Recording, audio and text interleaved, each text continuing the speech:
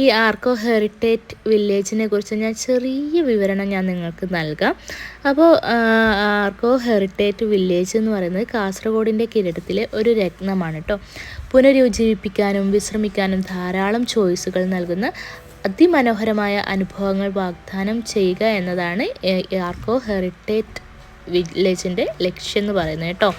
കുടുംബയാത്രകൾ, romantic സെറിനേഡുകൾ, വാരാന്ത്യ കൂടിക്കാഴ്ചകൾ, ലക്ഷ്യസ്ഥാന പാർട്ടികൾ, corporate ട്രീറ്റുകൾ എന്നിവയ്ക്ക് അനുയോജ്യമായ ഒരു അടിപൊളിയായിട്ടുള്ളൊരു സ്പോട്ടാണ് ഈ ഹെറിറ്റേജ് വില്ലേജ്.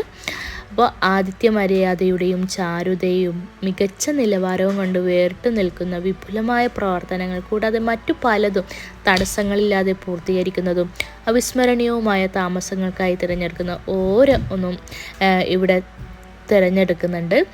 അപ്പോൾ ഇതാണ് ഈ ആർക്കോ ഹെറിറ്റേജ് വില്ലേജിൻ്റെ ഒരു ചെറിയൊരു വിവരണം ഞാൻ നിങ്ങൾക്ക് നൽകിയത് കേട്ടോ. അപ്പോൾ ഇവിടെ നമ്മൾ പോകുന്ന സമയത്ത് തന്നെ അവിടെ കുറച്ച് പണികളൊക്കെ നടക്കുന്നുണ്ടായിരുന്നു.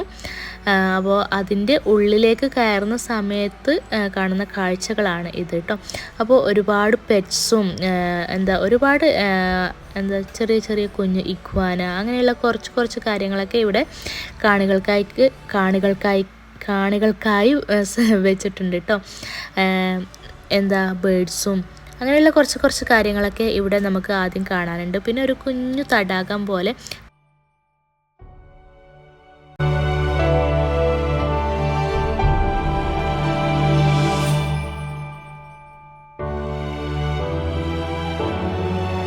അപ്പോൾ നമ്മളിവിടെ ഫസ്റ്റ് ടൈമാണ് കേട്ടോ വരുന്നത്. അച്ഛനും അമ്മയും ഇതിനു മുമ്പ് ഇവിടെ വന്നിട്ടുണ്ട്. കാരണം അവരുടെ റെസിഡൻസ് മീറ്റിംഗ് ഇവിടെയായിരുന്നു. അപ്പോൾ അവരായിരുന്നു നമുക്ക് ഈ ഒരു സ്ഥലം പരിചയപ്പെടുത്തി തന്നത്. കൂടാതെ കുട്ടികൾക്ക് ഈ ഒരു കളിക്കാനുള്ള പാർക്കും കാര്യങ്ങളൊക്കെ ഇവിടെ ഉണ്ട് കേട്ടോ. അപ്പോൾ ഋതുവിനും ഇച്ചൂട്ടനും ഒരുപാട് അത് ഇഷ്ടമായി. അവരവിടെ നിന്ന് വരുന്നേ ഉണ്ടായിരുന്നില്ല. അപ്പോൾ അവരവിടെ നിന്ന് കളിക്കുന്ന സമയത്ത് നമ്മളിങ്ങനെ ഞാനും ശ്രീകുട്ടി ചേച്ചിയും കുറച്ച് അങ്ങോട്ടും ഇങ്ങോട്ടും അവിടുത്തെ കുറച്ച് കാര്യങ്ങളൊക്കെ നോക്കിയിട്ടോ. അപ്പോൾ അവിടെ തന്നെയായിരുന്നു കളികളൊക്കെ.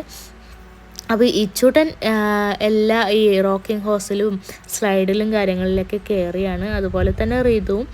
അപ്പോൾ രണ്ടുപേർക്കും നല്ല എൻജോയ് ആയിട്ടുള്ള നല്ലൊരു ഏരിയ തന്നെയായിരുന്നു കേട്ടോ ഇത്.